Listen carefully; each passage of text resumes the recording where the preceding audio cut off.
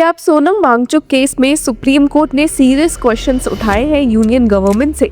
क्या ये सिर्फ एक प्रोसीजरल टेक्निकलिटी का इशू है या फिर प्रिवेंटिव डिटेंशन जैसे एक्स्ट्रा ऑर्डिनरी पावर का रियल टेस्ट चल रहा है सुप्रीम कोर्ट के सामने? जब बेंच ने सीधा पूछा कि anything to show that he has seen those videos, तब कोर्टरूम का मूड ही चेंज हो गया। अभी पूरा मैटर चल रहा है detention under the National Security Act 1980 के अगेंस्ट, जहां लद्दाख एक्टिविस्ट सोनम वांगचुक को एनएसए के तहत डिटेन किया गया है। इसी डिटेंशन को चैलेंज करते हुए उनकी wife doctor Geetanjali Angmo supreme court के सामने पहुंची है, जहां उन्हें रिप्रेजेंट किया है सीनियर एडवोकेट कपिल सिब्बल ने। बेंच में रहे हैं जस्टिस अरविंद कुमार और पीबी वार्ले, और गवर्नमेंट की तरफ से additional solicitor general KM Nataraj appear हुए और डिबेट का कोर इशू किया था कि क्या सोनम वांगचुक को वो मटेरियल्स एक्चुअली दिए गए थे जिन पर डिटेंशन ऑर्डर बेस्ड है, और सबसे इम्पोर्टेंट, क्या उन्होंने वो वीडियोस देखे भी थे? अब गवर्नमेंट का स्टैंड क्लियर है कि there are 23 videos which have been relied upon and everything has been supplied with acknowledgement.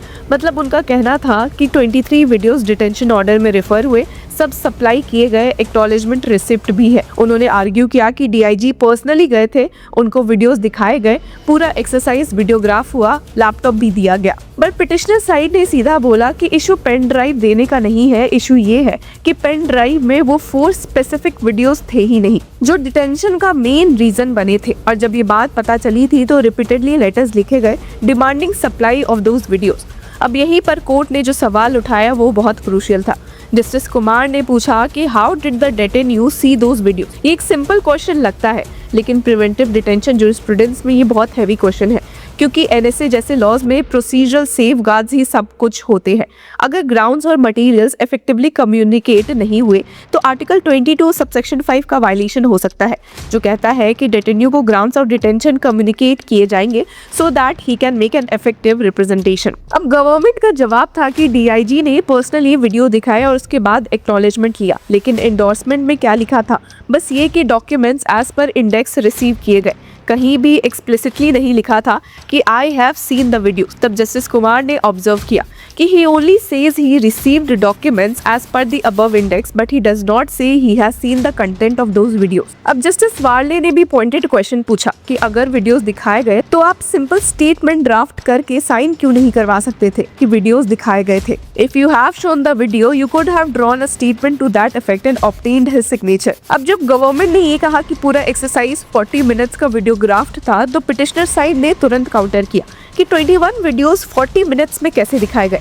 Court ने कैजुअली बोला कि शायद टाइम स्टैम्प्स दिखाए गए, लेकिन फिर भी एक डाउट क्रिएट होता है कि क्या डेटेन्यू को रियल फुल एक्सेस दिया गया था या सिर्फ सिलेक्टिव क्लिप्स। और जिसके बाद आता है एक और पावरफुल ऑब्जर्वेशन। जब सोनम वांगचुक ने रिपीटेडली लेटर्स लिखे आस्किंग फॉर दोज वीडियो, तो गवर्नमेंट ने उनको सिंपली डिनाई क्यों नहीं किया? जस्टिस कुमार ने कहा, assuming we accept your contention when he gave this representation, you could have just denied it. Have you done it? यहाँ कोर्ट बेसिकली कह रहा था कि अगर आप श्योर थे कि सप्लाई हो चुकी है तो रिटन क्लैरिफिकेशन देना सिंपल था। फिर डिस्कशन शिफ्ट हुआ ग्रीन शीट पे, जो अलिजिडली शो करता है कि डिस्ट्रिक्ट मजिस्ट्रेट ने इंडिपेंडेंट एप्लीकेशन ऑफ माइंड किया था। अब गवर्नमेंट का कहना है कि ये सफिशिएंट है to rebut allegation that SSP का रिकमेंडेशन कॉपी पेस्ट हुआ था, जैसा कि सीनियर एडवोकेट कपिल सिब्बल ने पिटिशनर की तरफ से मौजूद होते हुए एलिगेशंस लगाए थे। हालांकि कोर्ट ने बोला कि अगर आपने कुछ नोट किया है, कॉग्निजेंस लिया है, तो वो फाइल में रखकर क्या फायदा? Materials are not meant to be kept in file, it must be given to him. ये लाइन अगेन प्रोसीजरल सेफगार्ड को रीइंफोर्स करती है। प्रिवेंटिव डिटेंशन का पूरा लॉजिक ही ये कहता है कि पर्सन को मटेरियल मिले ताकि वो इफेक्टिव रिप्रेजेंटेशन दे सके। अगर डीएम ने कुछ एडिशनल रीजनिंग कंसिडर की लेकिन वो डिटेन्यू को कम्युनिकेट नहीं हुआ, तो क्या वो वैलिड रिलायंस हो सकता है? अब गवर्नमेंट का ब्रॉडर आर्ग्यूमेंट भी इंटरेस्टिंग था। उन्होंने बोला कि बॉर्डर सेंसिटिव एरिया में वायलेंस एरप्ट हुआ था, नेशनल इंटरेस्ट पैरामाउंट है, the person who comes before the court should remember his fundamental duties as well. ये एक इमोशनल और कॉन्स्टिट्यूशनल एंगल इंट्रोड्यूस करता है। फंडामेंटल राइट्स के साथ फंडामेंटल ड्यूटीज भी है, लेकिन यहाँ एक बेसिक प्रिंसिपल याद रखना जरूरी है कि preventive detention is an exception not the rule. और जब स्टेट किसी को लिबर्टी से डिप्राइव करता है विदाउट ट्रायल, तो strict compliance with procedure mandatory होता है। नेशनल सिक्योरिटी अनडाउटेडली इंपॉर्टेंट है, स्पेशली लद्दाख जैसे बॉर्डर एरियाज में, लेकिन कॉन्स्टिट्यूशनल कोर्ट्स का काम है ये इंश्योर करना कि extra ordinary powers arbitrary manner में यूज ना हो। अब इस केस में एक और डायमेंशन था हेल्थ का। सुप्रीम कोर्ट की बेंच ने रिसेंटली सेंटर को अर्ज किया था डिटेंशन रिव्यू करने के लिए due to deteriorating health. SG Tushar Mehta ने इन्फॉर्म भी किया कि एक्सेप्शन नहीं बनाया जा सकता। सोनम वांगचुक को 28 टाइम्स डॉक्टर ने एग्जामिन किया है as per jail manual. Reports के मुताबिक उनको स्टमक इशू हुआ, एम्स जोधपुर भी ले जाया गया। कोर्ट ने पहले ओरल ऑब्जर्वेशन दिया था रिकंसिडरेशन के लिए, लेकिन प्रोग्रेस नहीं हुआ। लेकिन कोर्ट ने गवर्नमेंट को एक जगह कॉशन भी किया, इस स्पीचेस को read too much into it मत कीजिए। अगर किसी स्पीच में वरी एक्सप्रेस की गई हो कि यूथ नॉन वायलेंट प्रोटेस्ट से डिपार्ट कर रहा है तो उसको इंस्टिगेशन के रूप में रीड करना ओवररीच हो सकता है। पिटिशनर का स्टैंड कंसिस्टेंट है, no application of mind, stale FIR, speeches out of context. और जब वायलेंस हुआ तब सोनम वांगचुक ने हंगर स्ट्राइक ब्रेक करके पीस अपील की। सीनियर एडवोकेट कपिल सिब्बल ने डिनाई किया allegation about army help refusal, Arab spring type uprising, plebiscite advocacy. अब ये पूरा केस एक लार्जर डिबेट रिफ्लेक्ट करता है, सिक्योरिटी वर्सेस लिबर्टी।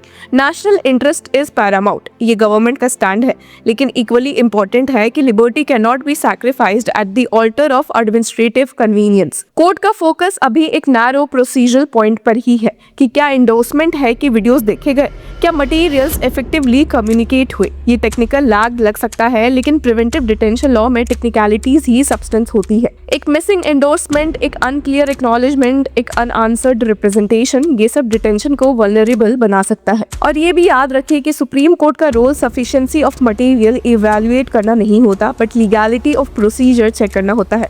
गवर्नमेंट ने सेक्शन 8 सबसेक्शन 2 एनएसए का रेफरेंस दिया, immunity from disclosing facts against public interest, लेकिन इम्यूनिटी का मतलब ब्लैंकेट शील्ड नहीं होता। कोर्ट को सेटिस्फाई करना पड़ता है कि सेफगार्ड्स स्क्रूपुलसली फॉलो हुए। अब जब मैटर रीजॉइंडर के लिए लिस्टेड है, सबकी नजर ये देखेगी कि क्या गवर्नमेंट कोई एक्सप्लिसिट एंडोर्समेंट प्रोड्यूस कर पाती है या नहीं।